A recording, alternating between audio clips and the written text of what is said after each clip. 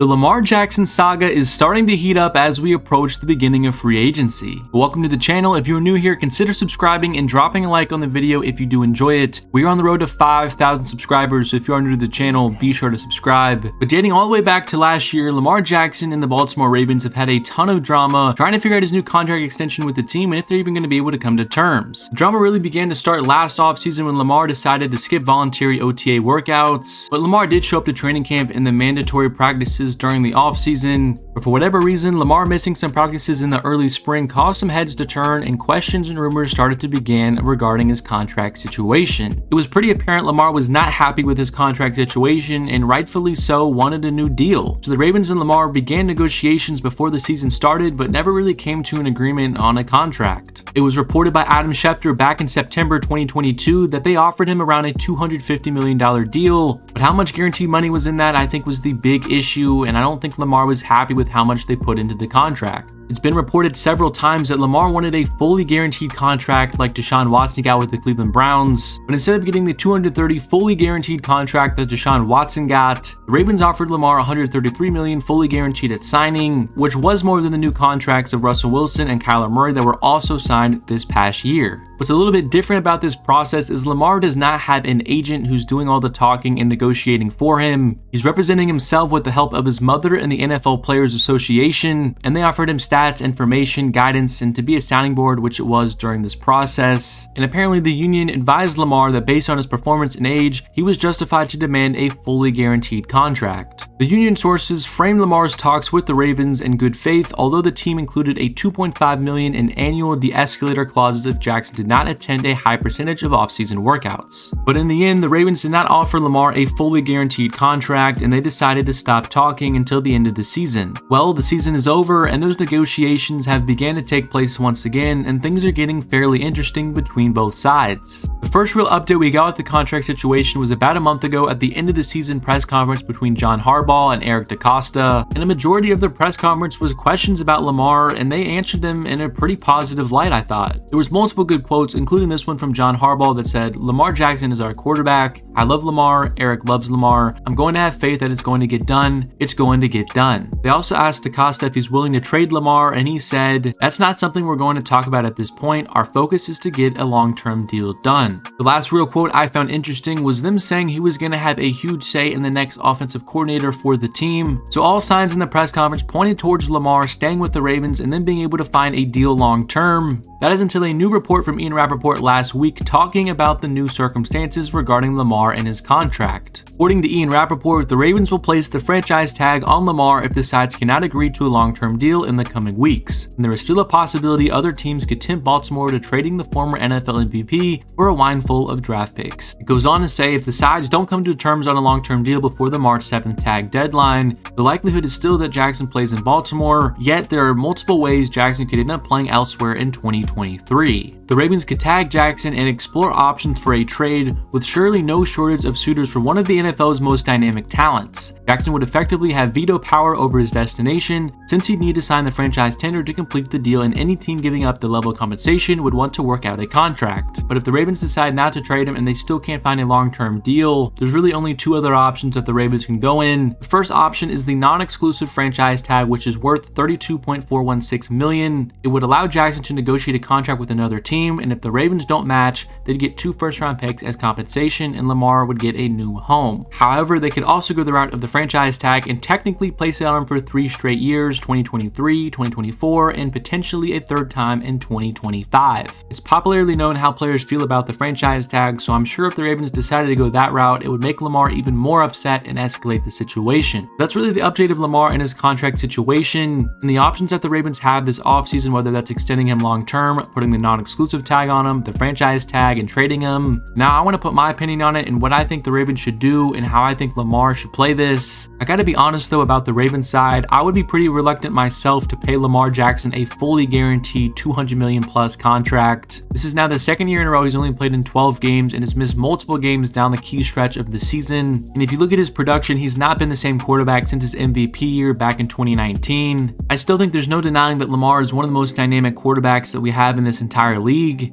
With the injury concerns and the dip in production, I definitely think it's fair for the Ravens to question a little bit and not wanting to give him a fully guaranteed deal. Lamar the last 2 seasons has 33 passing touchdowns compared to 20 interceptions, which is definitely not the play that we're used to seeing from him. So there is some risk involved, and I can definitely see why the Ravens are a little bit hesitant. But on the side of Lamar Jackson, he is a former MVP.